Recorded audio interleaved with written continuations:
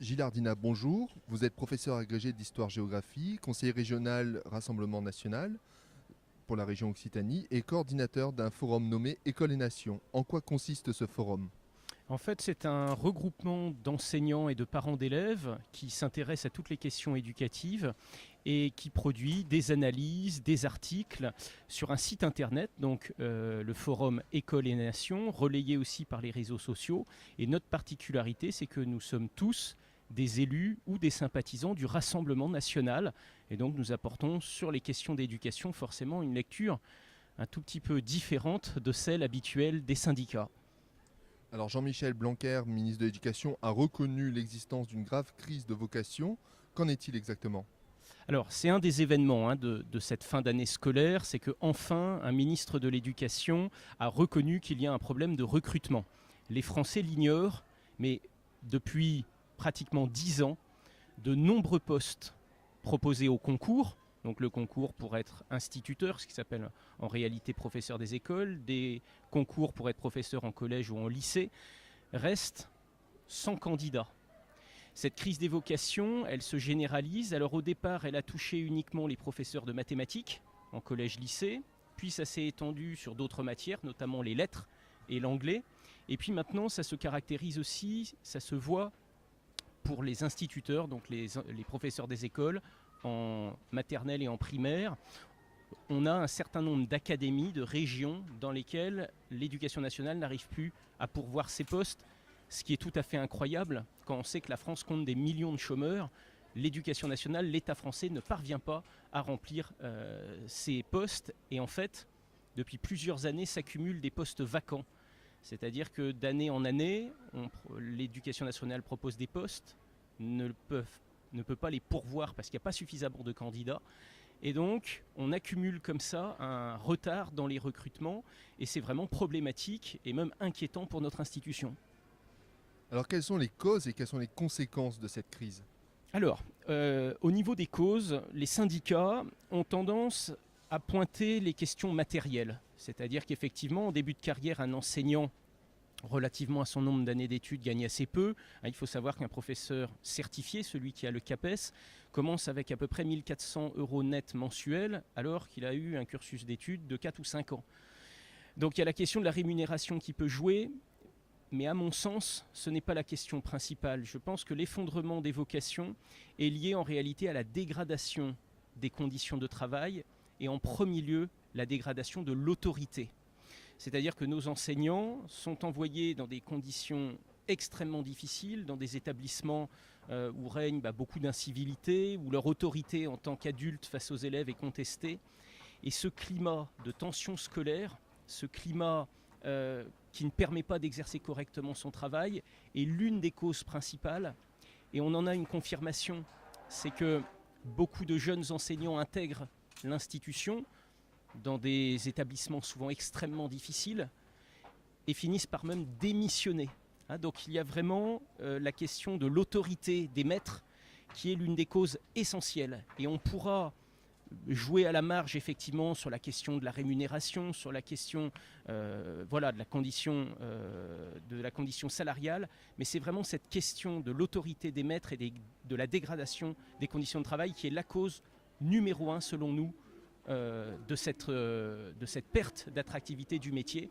Et puisque vous m'interrogiez sur la question également des conséquences, ça a une conséquence très nette que Jean-Michel Blanquer vient de reconnaître aussi, c'est l'augmentation incroyable du nombre de vacataires, c'est-à-dire des enseignants non titulaires qui sont recrutés comme ça à l'année, dans des conditions là aussi de recrutement un peu hasardeuses, et ça baisse forcément, ça tire à la baisse la qualité des enseignants, puisque les rectorats recrutent à la va-vite des gens pour boucher les trous, là où ils n'ont pas de véritables professeurs titulaires. Alors autre sujet d'actualité, le baccalauréat.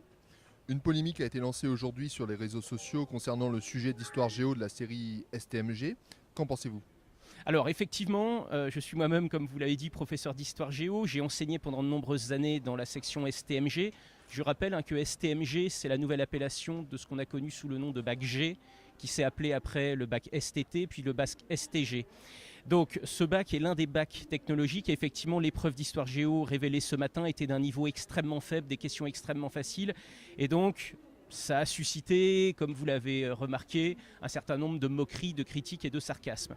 Cette épreuve d'histoire géo de STMG est emblématique de la baisse générale du niveau d'exigence au baccalauréat et d'une manière générale dans l'ensemble du système scolaire. Il est bien évident que les questions qui ont été posées sur le fait par exemple de citer un président de la République française, on choisit la période, donc vous voyez pour un élève de 18 ans des questions qui sont d'un niveau vraiment très très faible. Cette baisse effectivement du niveau est généralisée et explique en grande partie les problèmes que vous avez actuellement à l'université. C'est-à-dire l'engorgement de l'université étant une conséquence de la baisse considérable du niveau des élèves au lycée. Et le fait que le baccalauréat est complètement dévalorisé, c'est d'autant plus dommageable que la section STMG pourrait tout à fait être une section valorisante, puisque dans les métiers qui servent de débouché à cette filière, les métiers de la comptabilité, du secrétariat, du commerce ou de la vente, dans ces métiers-là, il y a beaucoup de postes. C'est une filière qui pourrait être intéressante, mais comme le système a poussé sans aucune écluse et sans aucune sélection des quantités d'élèves dans ces sections-là, le niveau s'est complètement effondré et on le découvre avec des épreuves du baccalauréat qui ont été faites justement sur mesure pour des élèves dont on sait les très graves difficultés scolaires. La réforme de Jean-Michel Blanquer va-t-elle enrayer la baisse du niveau, notamment avec la refonte du bac ? Alors justement non, c'est le grand problème de cette réforme du bac voulue par M. Blanquer, c'est que c'est une réforme qui ne va pas appuyer sur ce problème de la baisse du niveau.